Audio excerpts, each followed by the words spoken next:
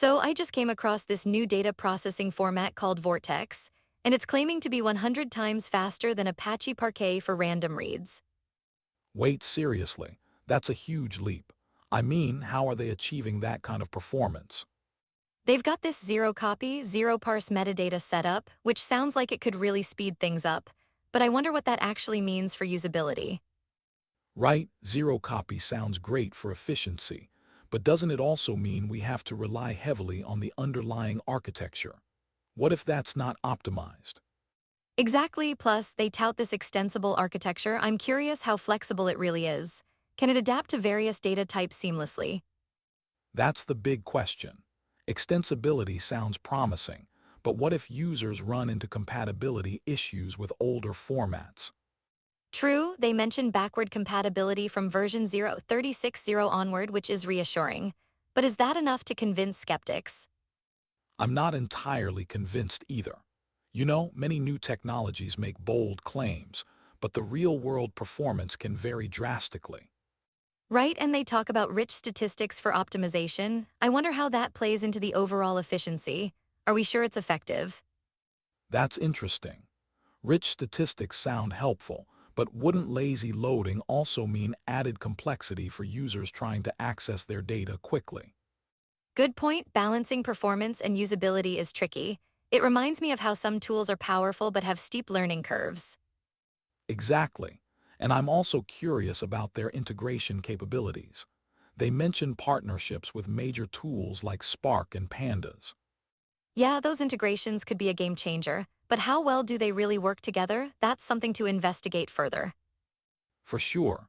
And what about their governing model? It's great that it's open source under the Linux Foundation, but does that ensure long-term support? That's a valid concern. Open governance is reassuring, but we've seen projects fizzle out even under solid foundations. Totally. And I noticed they emphasize their compression techniques.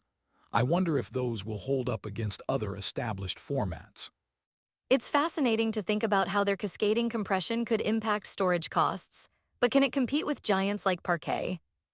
That's another layer of complexity. Plus, they claim similar compression ratios, but what does that mean in practice? And how about performance benchmarks? They should provide concrete examples of speed improvements across different datasets. Absolutely. I'd love to see a thorough comparison with other formats, but the evidence can sometimes be selectively presented. Exactly, it's like when marketing hypes up a product without showing the fine print. We need to be critical consumers of this information. For sure, there's also the question of community support. How vibrant is the ecosystem around Vortex? That could make or break it. Well, they've got a Slack community, which is a good sign of engagement, but will that translate to genuine support and development? That's a great question. Community engagement is key, especially for open source projects. It often drives innovation. You know, I'm also intrigued by their approach to logical types. A clean separation of schema and layout sounds promising. It does, but I wonder if that separation adds complexity when you're actually implementing it. Is it intuitive for developers? Good point, sometimes what sounds great on paper turns out to be a headache in practice. It's all about user experience. Absolutely. And their use of Apache Arrow for zero-copy integration is clever, but how well will it scale as data volumes grow? That's the million-dollar question. Scalability is crucial for modern data systems. If it falters there, it could limit wider adoption. And don't forget about security. With open-source projects, vulnerabilities can sometimes be overlooked in the rush to innovate. Yes, I noticed they have a process for reporting vulnerabilities, which is a good start, but how proactive are they in addressing them? That's something to keep an eye on. Being proactive rather than reactive can significantly impact user trust. Exactly. It'll be interesting to see how Vortex evolves and whether it can live up to its ambitious claims. I'm excited to see that too. But I think the real test will come when more users start adopting it for real-world applications.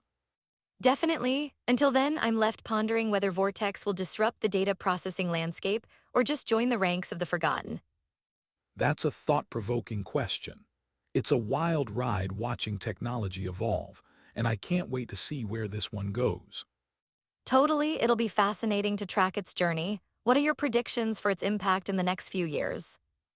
I think if they deliver on their promises, they could attract a significant user base, but they have to maintain quality and community engagement. That's a solid prediction. Let's keep an eye on Vortex. It might just be the next big thing in data processing. For sure, I definitely want to see how it all unfolds. There's always something new to learn in this space.